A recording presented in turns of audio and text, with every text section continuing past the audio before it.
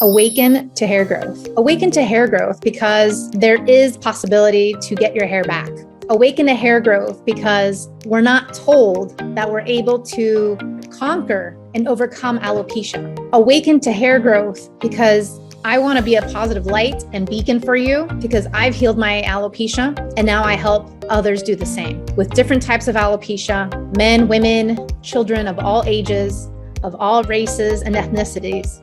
Hello, everybody, and welcome back to the Alopecia Angel podcast, Awaken to Hair Growth. I am your host, Johanna Dullman, and today we are talking about your future self. And for many of you, you're probably wondering, what does that mean? What does your future self mean? And your future self is the person who you envision you to be. So, for example, as adults normally ask kids, what do you want to be or who do you want to be when you grow up? And normally they say, oh, I want to be a fireman, or I want to be a nurse, or I want to be an actress, or this or that. Well, I'm asking you, to the adult, who it is, what it is, and how do you envision yourself to be in the next 5, 10, 15, 20 years? Because more than likely, if you're listening to my podcast, you have hair loss, you have alopecia, and more than likely you want your hair back. So how soon do you want that to happen? And I am very goal oriented and I like to strategize and I like to say, okay, next year I want to do this. Next year I want to do that. Next year I want to accomplish this. And so we need to write down our goals and we need to work towards being that future self that we want, whether that's, whether your goal is to have hair and health and to rid yourself of all of your health concerns, including the hair loss, or, if that's to buy a house, or if that's to get a promotion, or if that's to travel abroad, or whatever your goals may be. And we need to cultivate that, right? Because what got you here won't get you there. And this is a very important thing to consider because our mindset, our environment, how we live, who we choose to become in the next 5, 10, 15 years also plays a part on who we are and what we're doing today. So for example, if you don't read any books, if you don't educate yourself, if you don't have any life experiences, if you just stay at home playing, let's say, video games all of this year and next year, you could probably assume that the next 5 years will probably look very similar. Staying at home playing video games, right? But if you decide that, hey, I want to start a business, or I want to, travel abroad, or I want to do this, or I want to do that, well, that's going to take some preparation. That's going to take some research. That's going to take some goal setting. That's going to take some planning, right? So for example, if you plan on doing a trip around the world, that will take planning for time off, for money, for hotels. How are you going to get there? Are you going to fly? Are you going to do this? Are you going to do that? So all these things take planning, consideration. And the same goes for creating and developing your future self. And yesterday I was actually talking to a client, and she had been dealing with hair loss for over 5 years. And it was consistent hair loss for 5 straight years until she found me, until she started my program. She's like, Johanna, I saw great success in your program.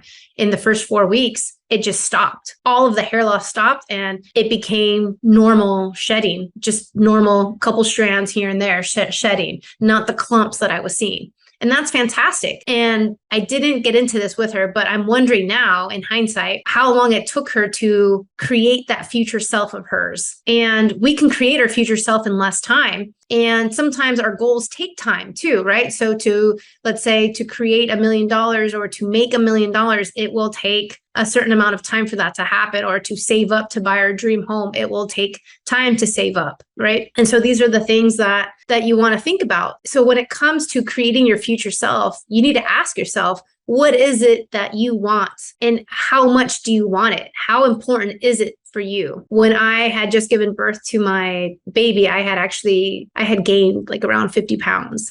And it took me around 9 months though to get back to my normal weight and to shed it all. And I did so in a healthy manner, 50 pounds, 9 months. It took me 9 months to build those 50 pounds. And it took me another 9 months to drop those 50 pounds. And I did so with, healthy habits and many of the teachings that I demonstrate and share in my Hair and Heal program.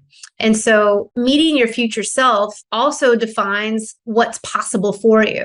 Because if you don't think making $1 million is possible for you, or dropping 50 pounds or growing your hair is possible for you, then you will find yourself to be somewhat stuck. But if you see it as a possibility, then That's the first step. And then we can work towards those next steps, those prerequisites, the planning, the preparation, etc., that's needed for that future self to happen. And, this is a very fine line of where that can happen because, again, a lot of it is us and our beliefs on what's possible for us, on the opportunities that we give ourselves. And many times people like to say that there's no healing for alopecia, that you can't get your hair back, like that's it, it's a one and done, or that this is your destiny and that's it, you just have to accept it. And as you know by now, I don't accept that. I don't accept what people tell me, and I don't accept that destiny. We all have our own future and destiny that we choose, that we write, that we can plan for or just let happen, that we can choose for it to happen this way or not. And granted, that's not to say that there's setbacks or that there's not things that life happens, so to speak. I had a client today who wrote to me that during the program that they were in, their grandparent died, and life happens. And so, but there's always ways to come back into the program. There's always ways to pick up where you left off. So that doesn't mean that just because you have a setback, or let's say you got COVID, or you lost your job or what have you, that you can't continue on to your goals. These are just kind of like bumps in the road, but you can always continue on. And so how do we develop your future self? And a couple steps would be to create a map of your past. We start looking at the past so that you can see the journey of your life. Maybe you could start to analyze your past with analyzing patterns, analyzing maybe past relationships, analyzing things that have not served you, things that were not positive in your life beyond alopecia. Because I will say, once I healed my alopecia, I started seeing that just like any diagnosis, right? It doesn't happen overnight. Even though it feels like overnight, it wasn't overnight. And I could really look back to even childhood and start seeing all the mistakes that I was doing or that I was brought up in with diet and lifestyle that contributed to my later in life getting alopecia. And granted, some people get alopecia younger, some people get it older, but everyone has their own path, and we're able to use the past as a time for reflection, of a time for learning, and to really evaluate and see those lessons. Not an opportunity to say, woe is me, let's be bitter, let's be stuck in the past. No, it's a time to reflect, to analyze, and to learn from it.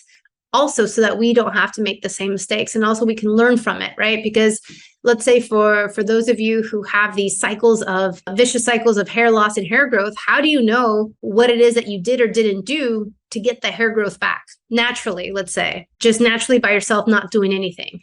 How do you know what it is exactly that you did or didn't do? You don't know. And this is why you're scared for the future. And this is why it's unpredictable. And this is why people say alopecia is unpredictable. It's not unpredictable. It's because we're not looking at our past. We're not evaluating what's going on, what we did, what we didn't do. And we're not really segmenting our steps. Once you segment your steps, once you really create a strategy, once you deliberately annihilate and eliminate the good and the bad, and like what's good for you, what's not good for you, what's healthy, which true health looks like, and all this tailored to you, then you're like, okay, I know exactly what I did. I know exactly what I didn't do to promote the hair growth and the health. And this is a repercussion of that. This is a result of that. So for those of you with vicious cycles, you can cut those vicious cycles today just by understanding much more of what you did and what you didn't do. And if you need help to do that, this is where I am here to help you with the Hair and Heal program.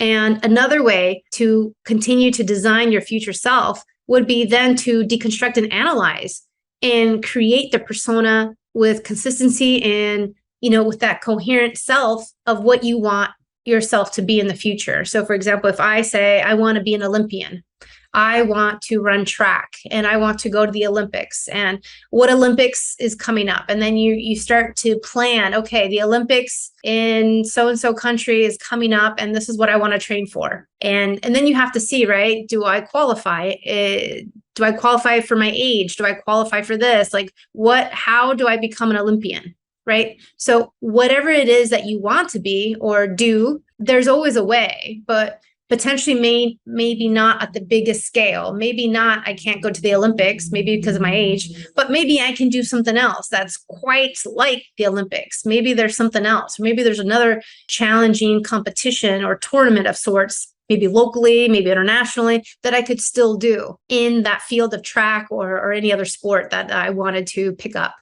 And I'm using the Olympic aspect just as an example here. That's not my goal. Not at all. I definitely want to be happy and healthy, but not so much to be an Olympian. And then the next thing we want to do is write down our values and our goals. What is it that we value today? What is it that your future self wants to value? So for example, you hear a lot of times where people are like, oh, I want to meditate. Oh, I want to take up yoga. Oh, I want to do this. Okay, well then what are you waiting for? Like, let's do it now. Let's start taking up yoga now. Let's start taking up Pilates now. Let's start taking up meditation now. And how do we do it? Well, you just start. You start with baby steps. You get a program, you get a book, you find things and information online. Like, this is how you start, right? And a lot of times having that coach gets you further. So for example, I remember when my brother was doing water polo, and he did it at a high level, I'd say, during high school. And he actually got coached by an Olympian, and he was, taking classes and taking feedback and doing the sport to a higher level because he had the one-on-one training with an Olympian, and because of someone who's been there, done that. And so if you want to reach higher levels, then sometimes you do definitely have to learn from others who've been there, done that, and who have gone before you, because this is why they're there, is to help you get there faster in less time. Just like if you wanted to learn about investing, you would probably pick up a book on somebody who's had huge success in investing, like Warren Buffett or, someone of that nature. And so this is where you look to the leaders of who you want to be as you create that future self. So writing down your values and your goals are huge and paramount to this. And then drawing out a vision map for your future. And what does this look like?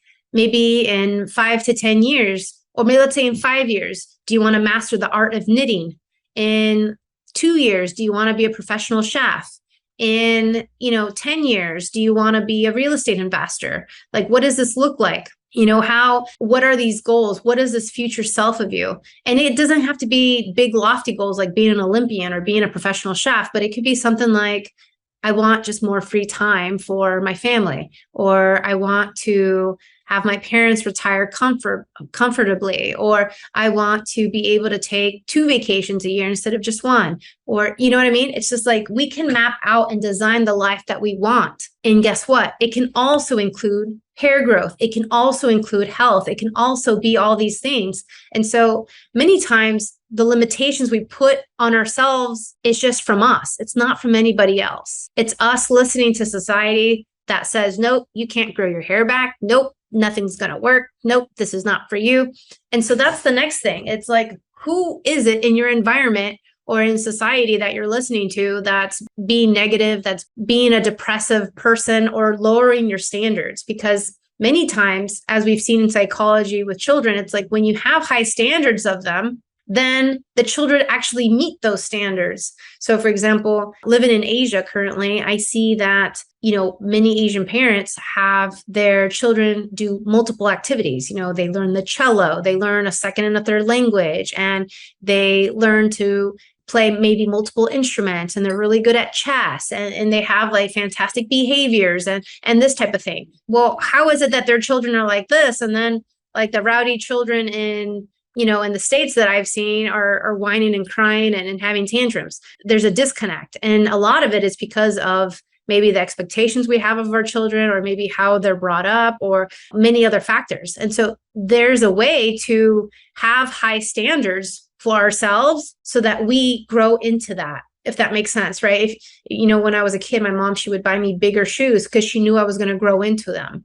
And so in a way, it's like having a bigger shoe so you can grow into it. Almost like getting that job promotion. A lot of times when you go for a bigger job, it comes with a ton more of responsibilities, maybe a lot more pay as well, but a lot more responsibilities. And so you grow into it and you learn as you're in that position.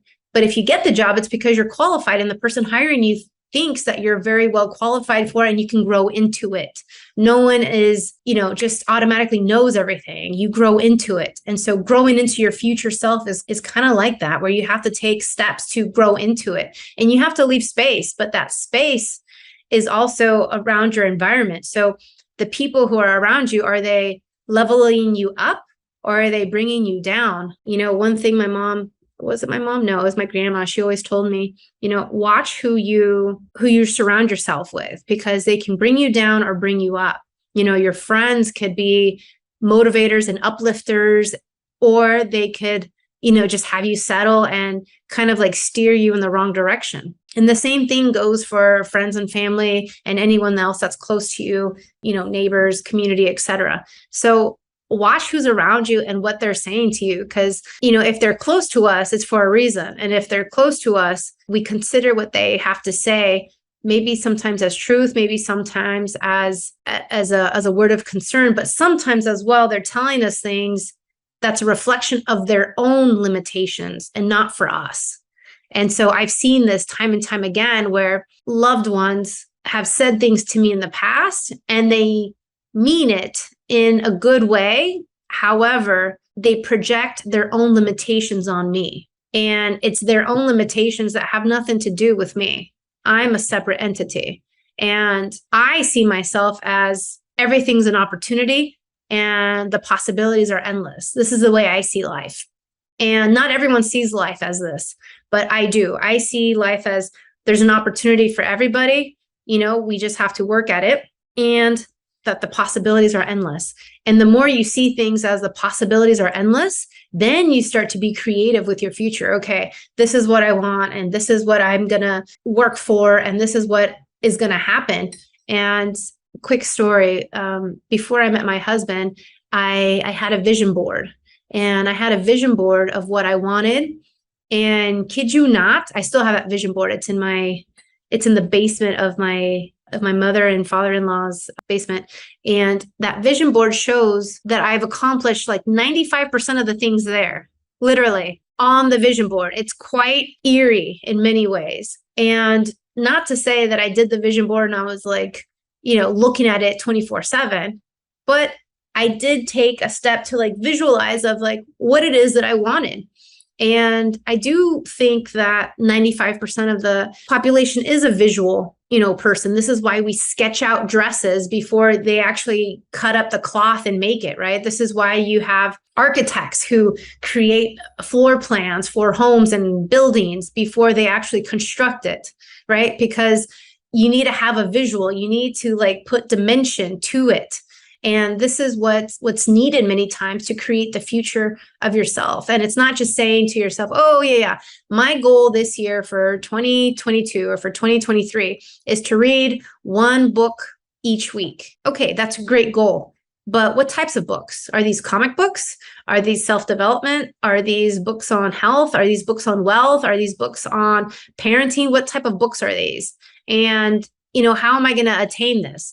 Because it's not just saying to myself, I'm going to get a library card and I'm going to read a book each week. Like, how am I going to attain this? How am I going to make this easier for me? And so maybe getting an Audible subscription, maybe, listening to books on audio tape would be easier. And how am I going to do this? Maybe during my commute. And so really going through the steps and going through the nitty gritty of how to create that roadmap and that vision board for your future and creating your future self. It all ties in together because it's what you want. And as you guys know my story, I knew I was not going to go bald. I knew I was going to have my hair back, and I did. And it's been more than 7 years. And I tell you this because we can work to obtaining our goals. Whatever lofty goal that you have, I know for all of you listening, it's to get your hair back. And this can be done and resolved in less than 8 weeks. This can be done and resolved in less time. But there's more goals out there. I know you have. I know you have more wants and desires for your future self. And so this is part of that process. This is part of that exercise that we need to do. And really, what's your present self? What is your present person in terms of behavior, thought process, likes, dislikes, intentions, the influence or the change? What is it that all that looks like for you today? Because, for example, when you're in college, let's say you have to have psychology 500A to graduate, but since I took no psychology classes, I need to start with psychology 101. And so my first class as a prerequisite would be psychology 101, then maybe 102, all the way to 500, right? And so there's a prerequisite to everything we want. You just don't just, let's say, all of a sudden decide and know. For example, for those of you who don't know how to swim, where is it that you start studying how to swim? Well, in swimming, you can read all the books, but it's not going to take away the exercise of going through in the water and being in the water, in the ocean, not just a pool, but in the ocean. And I'm a scuba diver. So when I was doing my scuba diving lessons, I was already an avid swimmer.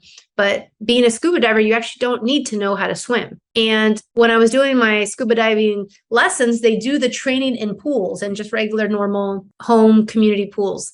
And then your test is done in the ocean. The ocean is a different beast. And the day I did my test in the ocean, it was cold, it was murky, and a seal had popped up and was swimming towards me. And I was scared because I thought that behind the seal, there would be a shark chasing it.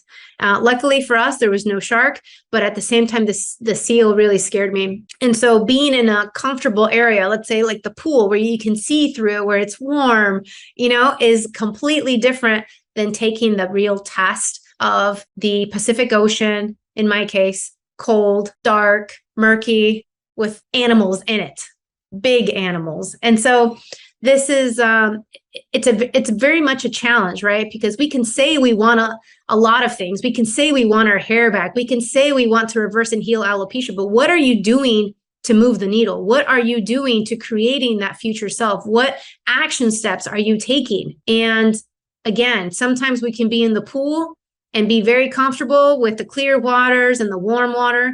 But how comfortable are you when push comes to shove and you got to jump into the ocean? Are you ready for that? And so this is where creating that process, seeing what your prerequisites are, and taking action to bettering yourself, to create that future self, and to also just rid yourself of the alopecia and the hair loss. I hope this has helped you a little bit in planning for your future goals and planning for your future self. This was just a snapshot of what's possible for you, a snapshot of how to start looking at your past, how to start looking at your future and realizing those goals and having them come true for you, having them come to fruition, because that's what I'm all about, is results. And I have the results of my hair, but then what's next?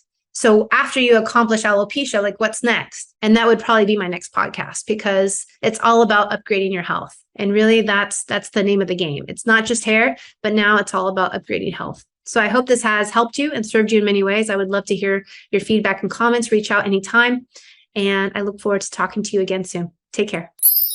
Thank you for listening to the Alopecia Angel podcast, a positive light in healing alopecia. You can do this and we can help. Spread the word that reversing alopecia is possible by telling your friends and family.